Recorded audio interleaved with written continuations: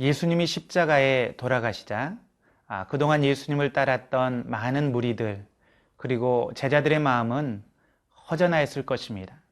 마치 연극이 끝나고 조명도 꺼진 무대를 바라보는 것처럼 그들 마음에 있던 모든 소망도 열정도 다 식어버리고 그들은 뿔뿔이 다 흩어졌습니다.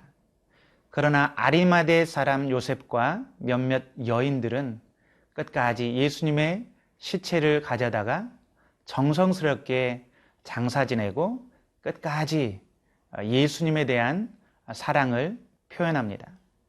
그들은 계산하지 않는 순전한 마음, 순전한 신앙으로 끝까지 예수님을 따랐습니다.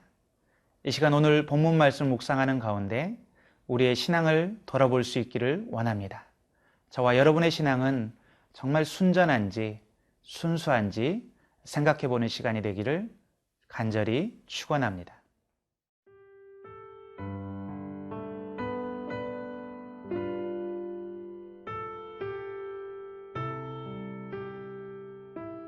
마태복음 27장 57절에서 66절 말씀입니다. 저물었을 때에 아리마대의 부자 요셉이라 하는 사람이 왔으니 그도 예수의 제자라. 빌라도에게 가서 예수의 시체를 달라 하니 이에 빌라도가 내주라 명령하거늘 요셉이 시체를 가져다가 깨끗한 세마포로 싸서 바위 속에 판 자기 새 무덤에 넣어두고 큰 돌을 굴려 무덤 문에 놓고 가니 거기 막달라 마리아와 다른 마리아가 무덤을 향하여 앉았더라.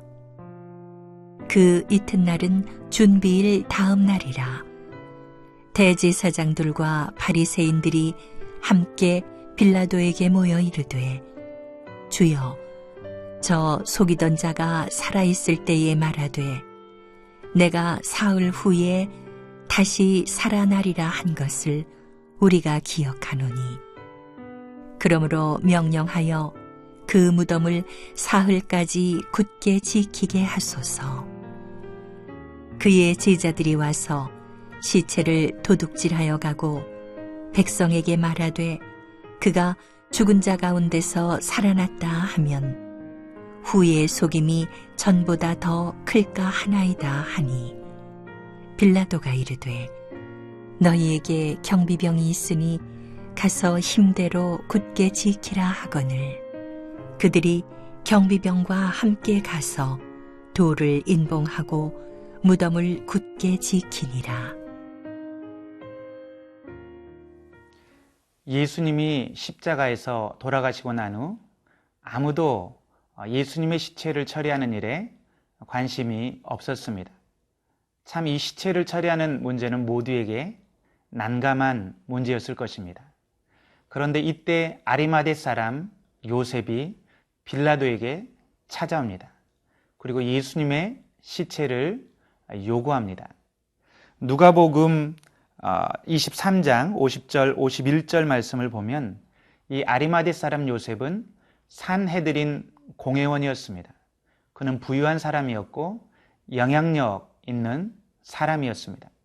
또한 신앙적으로도 그는 간절히 하나님의 나라를 사모하고 기다리는 사람이었습니다.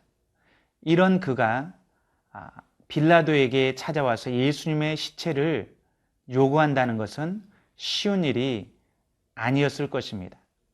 가진 것이 많은 사람, 잃을 것이 많은 사람은 모험한다는 것이 쉽지 않습니다. 모든 사람들의 멸시와 조롱 그리고 미움 가운데 십자가에서 죽임당한 예수님 편에 선다는 것은 요셉 자신에게도 그의 위치에 위험한 그런 요소가 될 수도 있습니다. 산헤드린 공회원의 자격을 박탈당할 수도 있고 그렇지 않더라도 그의 명예는 명성은 크게 훼손될 가능성이 많습니다. 그러나 아리마대 요셉의 신앙이 아름다운 것은 그가 이런 것들을 계산하지 않았다는 것입니다. 그는 순전하게 예수님에 대한 그의 마음, 그의 사랑을 표현했습니다.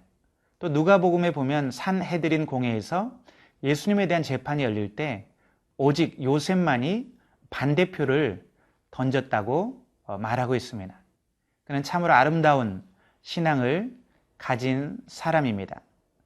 그의 이 아름다운 마음은 그가 계산하고 그렇게 하지는 않았겠지만 사실은 하나님의 역사에 놀랍게 귀하게 쓰임받습니다.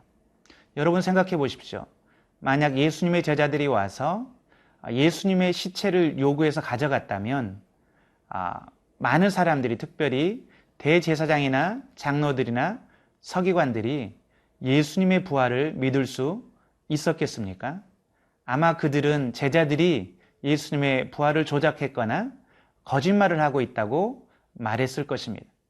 그러나 요셉과 몇몇 여인들이 예수님의 시체를 가져다가 정성스럽게 장사 지냄으로 유대인들의 관습을 따라 장례 예식을 행함으로 많은 사람들이 예수님이 실제로 죽었다는 것을 보고 알 수 있었습니다. 아리마대 요셉은 뿐만 아니라 자기를 위해서 준비해 놓았던 한 번도 써본 적이 없는 무덤에 예수님을 곱게 장사하고 그리고 큰 돌로 그 무덤 문을 막아 놓았습니다.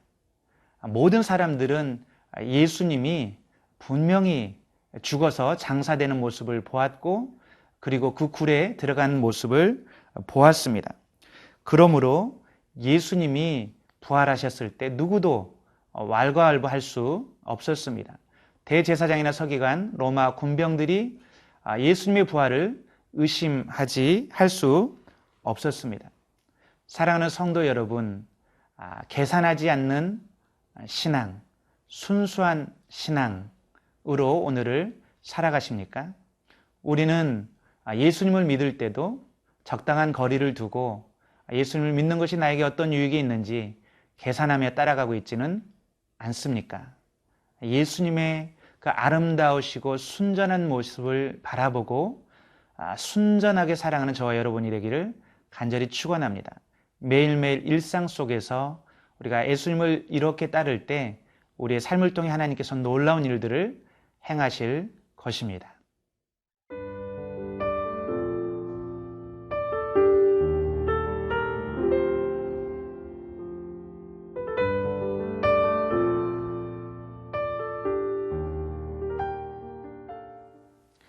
예수님이 무덤에 묻히신 후 대제사장과 바리새인들이 빌라도에게 다시 몰려왔습니다. 그들은 예수님이 살아계실 때 죽은 지 사흘 만에 다시 살아날 것이라고 말씀하셨던 것을 기억했습니다. 그들은 제자들이 몰래 예수님의 시체를 훔쳐다가 예수님이 다시 살아났다고 거짓말을 퍼뜨릴까 두렵다고 말하고 있습니다. 그러므로 그런 일을 방지하기 위해서 군대를 보내서 그 무덤을 지키게 해달라고 요청하고 있습니다. 우리 44절, 45절 말씀을 같이 보겠습니다. 그러므로 분부하여 그 무덤을 사흘까지 굳게 지키게 하소서.